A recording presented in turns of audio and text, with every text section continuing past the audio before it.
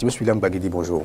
Bonjour à vous, Tranquille Akat Benotin, et bonjour à tous nos amis téléspectateurs et auditeurs. Voici la rubrique Les clés du monde qui nous permet de comprendre un peu plus l'évolution de l'actualité internationale. Pour le compte de ce numéro de Matin d'Éden, vous n'aurez pas, pour des raisons exceptionnelles, indépendantes bien entendu de notre volonté, la revue de presse internationale. Voici les clés du monde.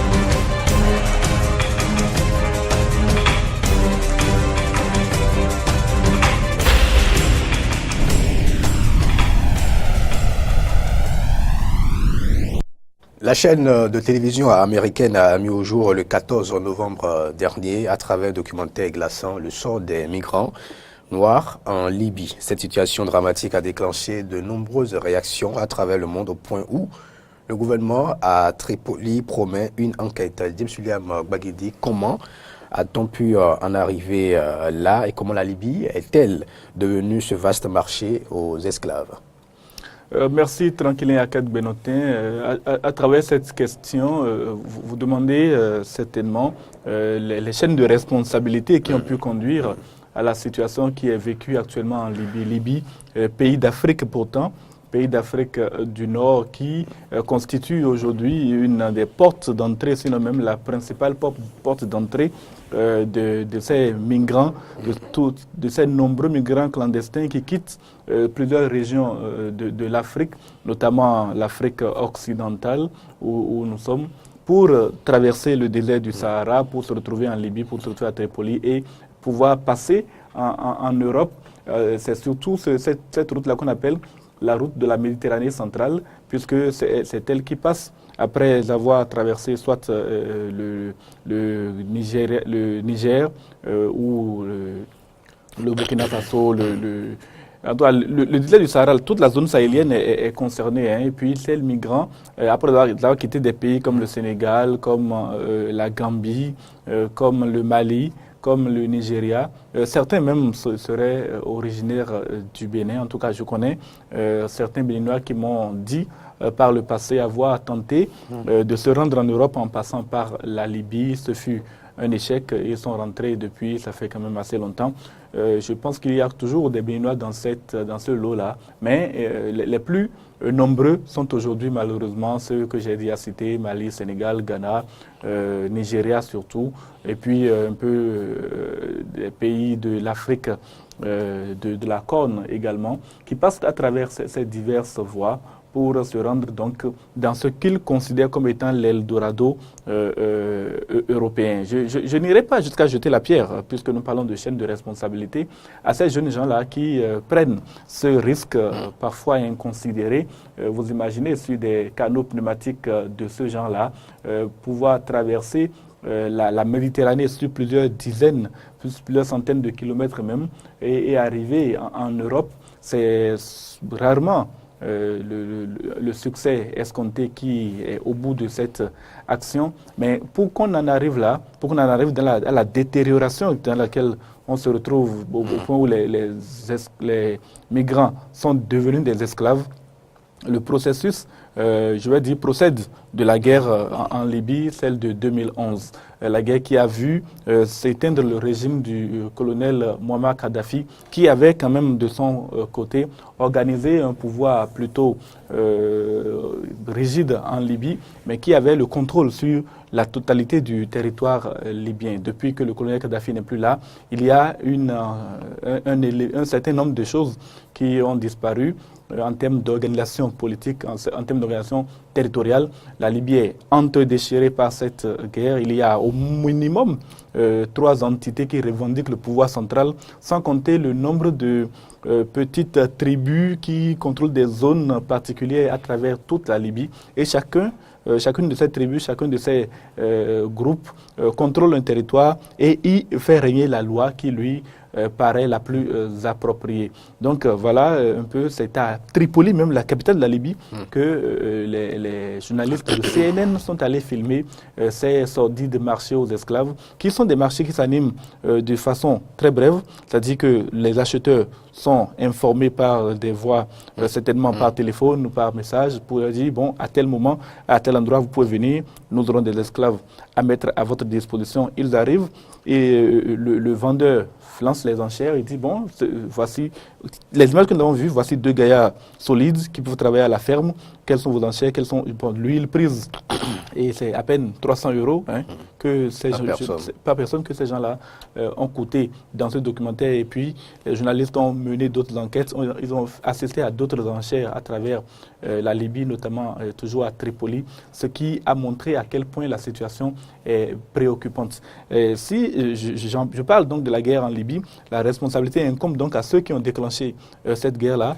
Certains indexeront le colonel Kadhafi, bien sûr, pour n'avoir peut-être pas voulu réformer son pouvoir après 42 ans d'exercice sans partage, mais on indexera avec beaucoup plus de facilité les puissances occidentales qui ont mené cette guerre-là contre le colonel Kadhafi sans avoir préparé, sans avoir pu organiser comme cela se doit la relève quand le colonel Kadhafi ne serait plus au pouvoir. Il y a également un élément important dont il faut tenir compte aujourd'hui, c'est la lutte que l'Union européenne, dans son ensemble, a décidé de mener contre l'immigration clandestine sur son territoire. En effet, en voulant fermer les voies de cette immigration, des moyens ont été fournis aux gardes-côtes libyens pour bloquer le départ des clandestins en mer. L'objectif inavoué, mais l'objectif en tout cas qui a été mise en avant est de réduire le nombre de décès en mer. Voici là encore des migrants qui essayent de traverser des barrières qui ont été érigées un peu partout aux frontières de l'Europe. Donc l'objectif, c'est de réduire le flot de migrants qui arrivent, notamment par la Méditerranée et qui meurent en mer, mais en réalité, c'est pour empêcher les migrants de se rendre sur le territoire européen. Et les gardes-côtes libyens, ayant obtenu quand même assez de moyens, ont réussi à réduire considérablement, et c'est ce que dit le documentaire, à réduire considérablement le départ, la traversée de la Méditerranée. À partir de ce moment, les passeurs, les réseaux de passeurs ont avec eux des centaines, voire même des milliers de migrants qui ne peuvent pas payer le voyage et parce que ne pouvant pas traverser, donc ils ne payeront pas le voyage, mais en fin de compte, qu'est-ce qu'on fait d'eux? On les garde dans des centres de rétention clandestins. Et puis, quand les fermiers libyens, les fermiers qui ont besoin de main-d'œuvre dans leur champ, à moindre coût, en manifestent le besoin, ils viennent acheter ces gens-là. Il y a aussi une autre forme d'esclavage qui avait été dénoncée déjà depuis quelques mois maintenant. C'est celui par lequel les passeurs retiennent prisonniers les migrants et leur demandent d'appeler leur famille dans leur pays respectif pour que leur envoie de l'argent. Quand l'argent arrive, ils le libèrent quand ils le veulent bien, les migrants en question. Sinon, ils les gardent encore en esclavage. Et le sort des femmes est le plus préoccupant puisque elles servent d'esclaves sexuels. Elles servent d'esclaves sexuels, elles servent de prostituées et qui rapportent de l'argent à ces différents passeurs. C'est une situation extrêmement pénible qui est ainsi imposée aux Noirs. On peut également trouver comme motif de cette situation un racisme anti-noir qui est malheureusement très développé en Afrique du Nord. Les Nord-Africains, comme le dit par exemple Tiken Jah Fakoly ou Alpha Blondy ou même Koffi Olomide, dont j'ai entendu les protestations, ne se considèrent pas toujours comme des Africains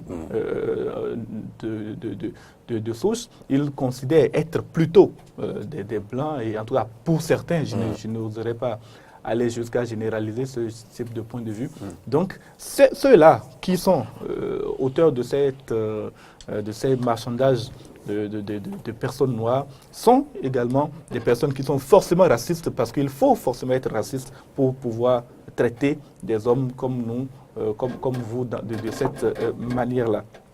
Et puis, il y a également l'insuffisance de moyens qui sont mis à la disposition de l'Organisation internationale des migrations et qui ne parvient pas à gérer le flux de migrants, sans compter le laxisme des autorités libyennes, les autorités libyennes qui ne mettent pas les moyens à disposition pour donc essayer de gérer ces flots de Libyens, de migrants qui se retrouvent en Libye et qui sont gardés dans des camps de concentration, si on peut ainsi dire, des camps sordides dans lesquels on ne peut même pas garder normalement des êtres humains. Mais c'est ce genre de pratique qui encourage ces passeurs à continuer ou à avoir entamé cette besogne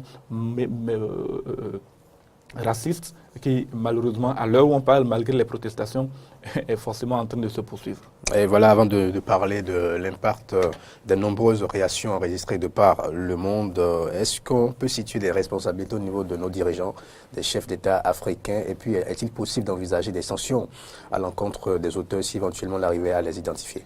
Déjà, les responsabilités des chefs d'État africains dont j'ai vu beaucoup réagir ces derniers jours, les responsabilités sont nombreuses. Il faut quand même déjà que les migrants en question aient des situations assez appropriées dans leur pays pour ne pas avoir besoin de sortir pour aller chercher un Eldorado ailleurs. Et donc leur responsabilité se trouve dans le fait de ne pas valoriser l'Afrique, de ne pas parvenir à faire de l'Afrique cette source de richesse incommensurable que les Africains auraient pu exploiter pour pouvoir rester dans leur propre pays. Donc la responsabilité des chefs d'État africains, elle est grande, elle est immense et elle ne peut pas être déniée. Mais peut-on poursuivre? Effectivement, on a la possibilité de poursuivre ceux qui commettent de ces actes-là. De simples journalistes ont pu aller jusqu'à trouver ces migrants, jusqu'à assister à des enchères. Et donc, si la police libyenne, la police internationale voulait aller à la recherche de ceux qui promeuvent ce genre d'actes, c'est facile de le faire. Donc les arrêter, les poursuivre et les condamner pour ce qu'ils sont en train de commettre comme crime contre l'humanité, c'est le genre de choses qui n'est pas compliqué de mon point de vue. Et puis les réactions, les non-réactions, peuvent-elles changer quelque chose? Oui, peut-être faudra-t-il qu'il y en ait un peu plus. Moi, j'estime que quand on commet un attentat par-ci ou par-là, surtout en Europe, les réactions que nous avons sont largement, mais largement plus importantes que ce que nous avons devant une situation qui est constitutive de crimes contre l'humanité. C'est de l'esclavage que l'on vit en Libye. Donc, on aurait pu, et donc devrait avoir un peu plus de réactions scandalisées, et cela peut amener à une action active de la part du gouvernement libyen, enfin, bon, des gouvernements libyens. Il y en a beaucoup qui se disputent la Libye, vous le savez, le maréchal Haftar par-ci, le président Faraj el-Sarraj par là, et puis les milices nombreuses qui sont armées par les Européens pour empêcher donc les Africains de traverser la Méditerranée. Toutes ces mesures, en tout cas, tout cela peut engendrer des mesures pour que la pratique se réduise, ou sinon même normalement disparaisse dans les plus brefs délais. Mais encore faudra-t-il que ces gens-là prennent conscience de ce que les Africains sont en train de vivre aujourd'hui. Et je ne suis pas encore persuadé que cette prise de conscience est en cours. Merci à vous, William Baguidi.